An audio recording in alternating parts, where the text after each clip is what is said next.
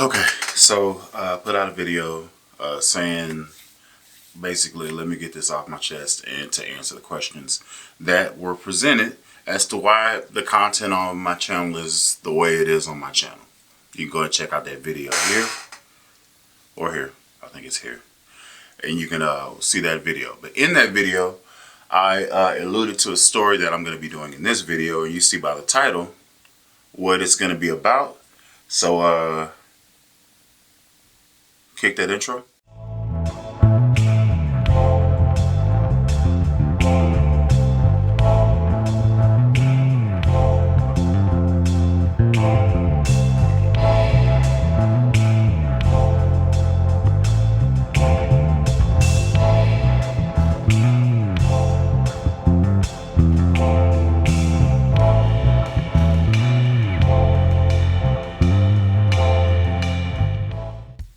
Okay, so the year is 2015. It's my first year anniversary, and my wife, knowing me, knowing that I really love music and stuff like that, and I really like history, like I like learning history as to why things are and how they got to where they are, you know, as history is.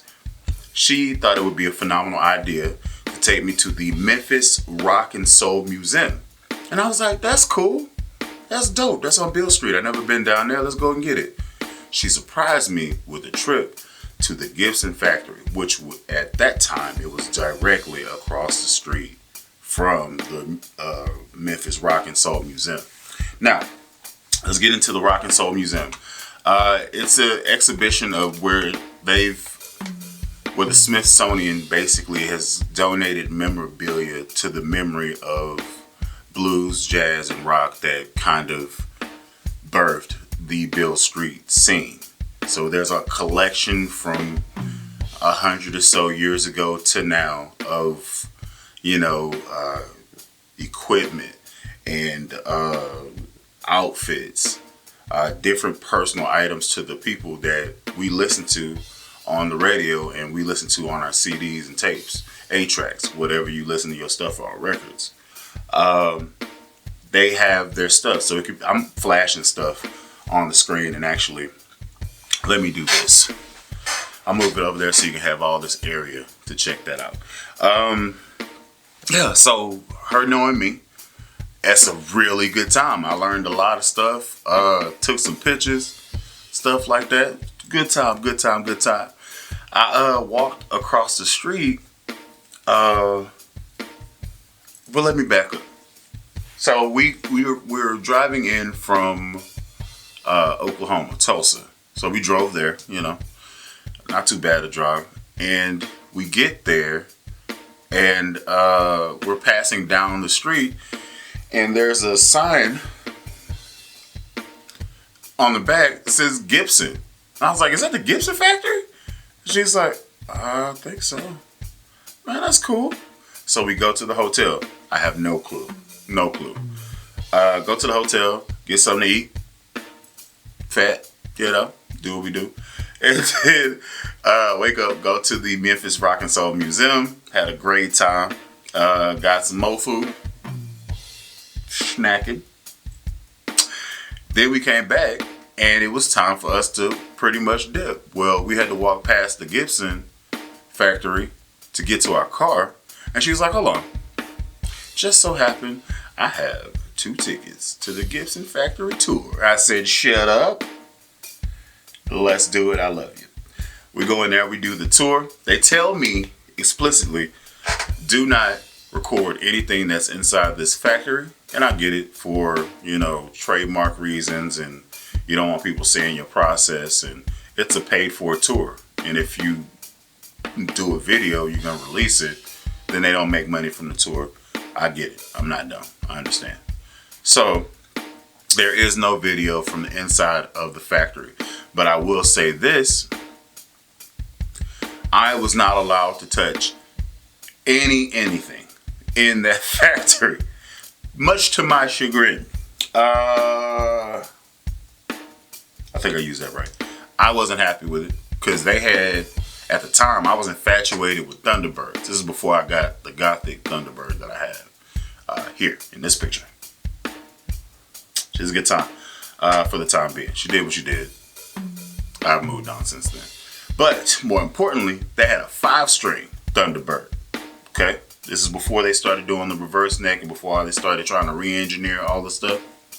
They had a 5-string they just came out with. They had I think it's a passive version. Then they had like a pro version or something. They had like an active preamp or whatever. Still neck dive central. It's a 5-string Thunderbird. It's gonna swoop like a peregrine falcon. So I was not allowed to touch any bass that was on that rack. And I got the itch. And I was like, okay, surely, if I can't bass in the factory, surely I'll be able to bass in their music store where they sell stuff that's in the factory. Surely they'll have something there for a bass player. Surely, right? So I get into the factory, the shop. That's what it looks like.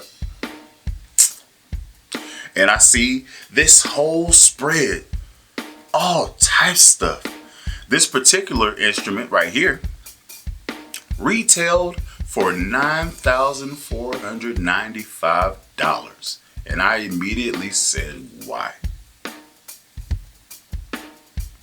Looks just like these other ones, just in a different flavor.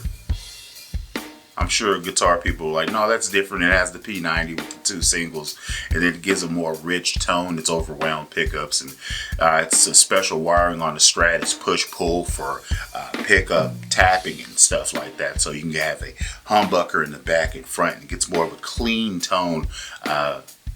No, not 10,000 worth of clean tone. I know that for sure. That's a Federa, not even a Fodera. You can watch that video right here. Anyway, I'm walking around the store, seeing the sites. There's a whole bunch of pretty paint jobs. I've seen the process of how they paint it. I respect they gangster as far as how it looks. Now how it plays and how it sounds. So I'm walking around the corner and it's the Pride Lands. The Pride Lands. You're seeing all the circle of life, arrows of soul. Then I see the shadowy place in the distance. A place that has a dusty Ampeg 810 and the SVT Pro on it. That looks familiar. It's Ampeg, but it's also Gibson, so I won't hold that against you. I'm like, oh yes, I'm gonna turn this corner and it's gonna be Thunderbird Alley. No, this is the only bass they had.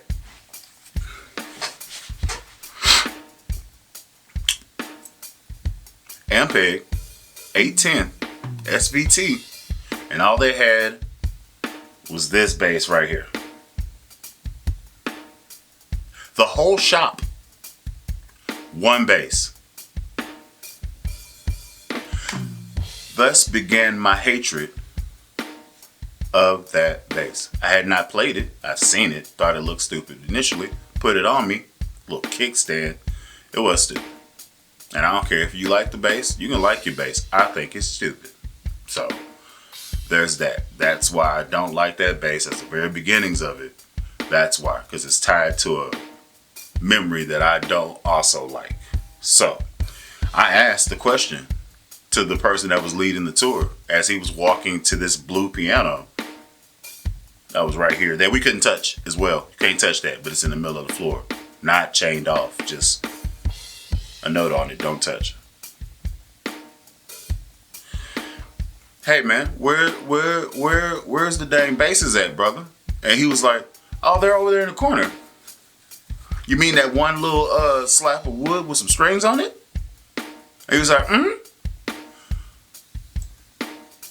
Why are there no Gibson basses or Epiphone basses in the factory, but you have, I just walked past 35 basses on the rack ready to be like put in the boxes and shipped out. Why? You have this big amp. Why? And they didn't. They was like, I don't know.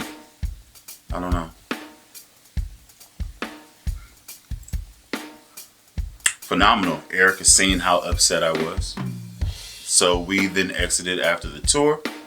I proceeded to listen to Pastor Troy, Lil Jon, Bone Crusher, Young Bloods, Lil Scrappy.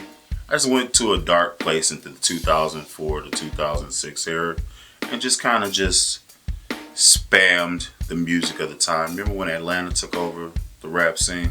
For a little while, everybody was A-Town stomping, you know? It's like 03 to probably 05. Nice little period of time where you could throw hands and it's somewhat natural, you know? It's good times, good times. Good times to be bullied, you know? You can tell someone don't get in trouble too much. So yeah, that is the whole Gibson story. That factory is since shut down, and I'm excited about it. I don't know when it shut down. Glad it's gone though. It did upset me. I'm still affected by it. It has ripple effects that has affected me over 10 years now. Dang, 10 years now. I've been married for 11 years. God is good. Okay. Yeah, so hope y'all enjoyed the story. There wasn't anything other. I couldn't. The tour guide is the only person that I could actively hate. So I wish there was other people I could talk trash to, but that's the only person that was available. And the person behind the counter of the Gibson store, he was more enamored with polishing glasses than actually talking to people. So it was like a high-end, snooty guitar center. That's the vibes. Anyway, till next time, I've been Alan Brown, aka Bully the Kid. Y'all be easy. Gibson.